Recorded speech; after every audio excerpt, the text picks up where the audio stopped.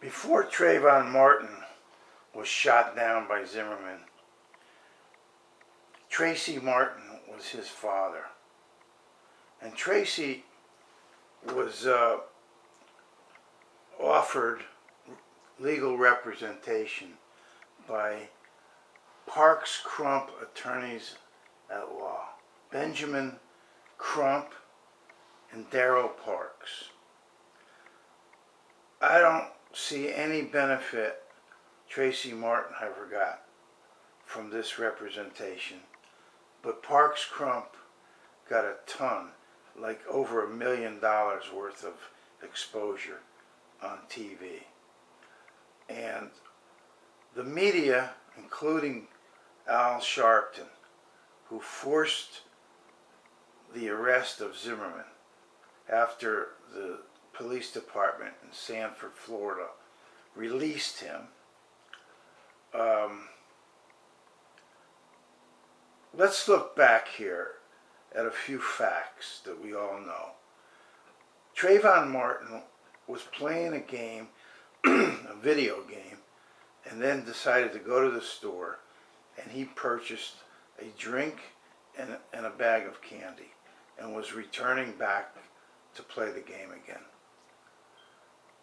At this point, Zimmerman, the professed Good Samaritan captain of the watch at the complex, I decided in a matter of seconds after he saw Trayvon Martin to call the police and report Trayvon Martin, who was committing no crime and just returning home from the store. That's all he was doing. Zimmerman applied to be a cop. He went to extraordinary measures to be a cop after he was not hired. And these measures were, he went to school, that's not extraordinary, took courses in criminal justice. He went to the gym to learn martial arts. That's not extraordinary, but he was totally inept. What's extraordinary is that he got rides in police cars. And more extraordinary than getting rides in police cars, he called 40 times before calling about Trayvon Martin about potential crimes or crimes that were never committed with no victims. Not one time did Zimmerman call.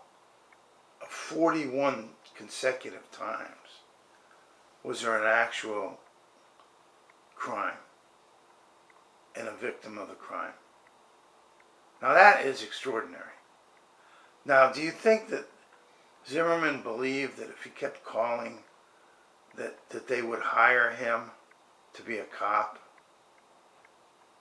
I don't know what else he was trying to do, except his lunacy, his literal mental defectiveness, thinking that calling and calling and calling, making up false claims would actually get him hired to be a cop.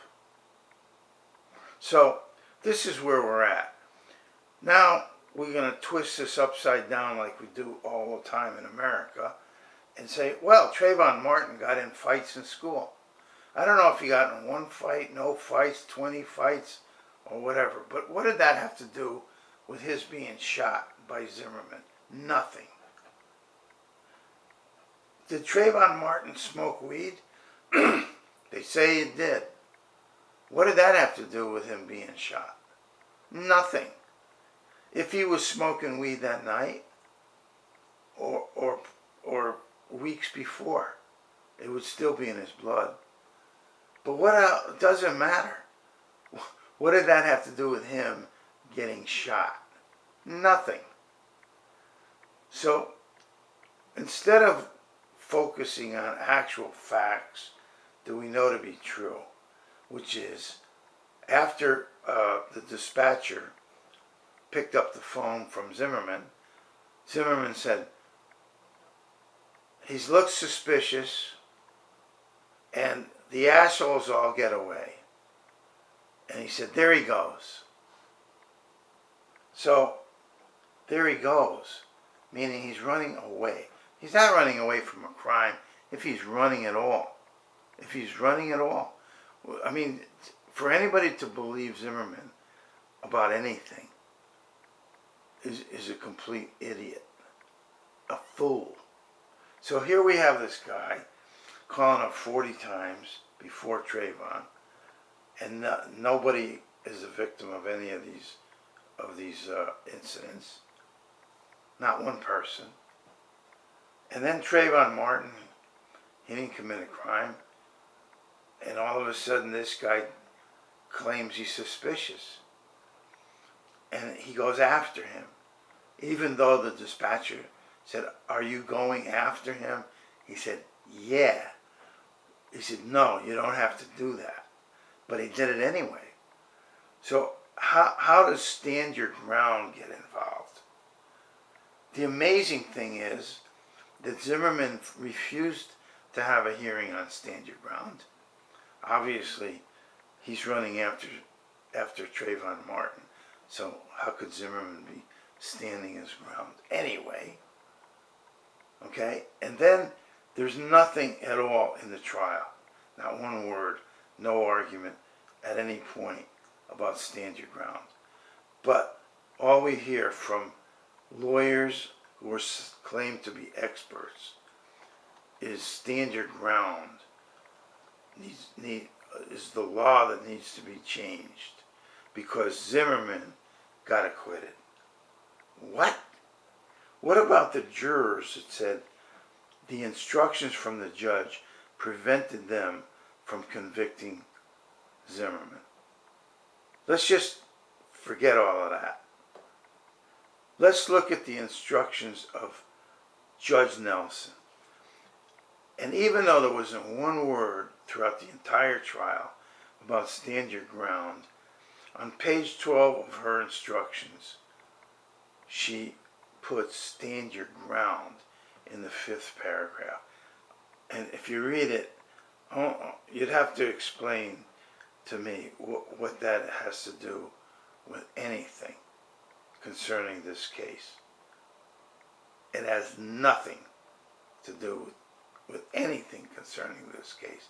And yet that's the focus by the media and by the expert lawyers who come on Sharpton, who come on Piers Morgan, CNN, and however many other shows. Okay? So I've tried to contact Parks and Crump. They don't want to hear it. Sharpton doesn't want to hear it. His staff at the National Action Networks, they don't want to hear it. And I am going to send this YouTube to Ebony Magazine and some of the other black publications in New York to see if they want to wake up and recognize how crazy this entire case has become. I mean, if you're interested in justice at all, and I don't know who wouldn't be in their right mind interested in justice, then this is an important case. To have the police department release a guy that called 41 times about bogus crimes that never were committed, and they just keep going along with Zimmerman. And then they release him after the Good Samaritan puts a bullet through Trayvon Martin, after he went after Trayvon Martin, after we know it from his own mouth on the tape to the dispatcher. I mean, really, all they were doing when Sharpton forced him into arresting Zimmerman and putting him on trial was to cover their tracks for total incompetence of releasing this lunatic, Zimmerman, who was the big Good Samaritan who worked together with the police department. I mean, that's what they're doing. Law enforcement is protecting themselves. They could care less if Zimmerman went to prison for life. But they wanted to make it impossible for Zimmerman to get busted, which would make their incompetence look legitimate for releasing Zimmerman, knowing that he shot this kid, knowing that the kid was just returning from the store with a drink and some candy. And they released this lunatic that they had under their wing, who wants to be a cop. That's what's going on here. That's what the media doesn't want to publish, because they missed the whole thing. They're going to cover up their own incompetence. They're not going to expose themselves for completely overlooking the obvious, simple facts of this case. That's the point of it. That's the point of me going after this. It's so simple. If it was complicated and there were really questions about, did Zimmerman really shoot this guy, that would be a whole different deal. But it's not. It's so simple. It can't be more simple. Thank you.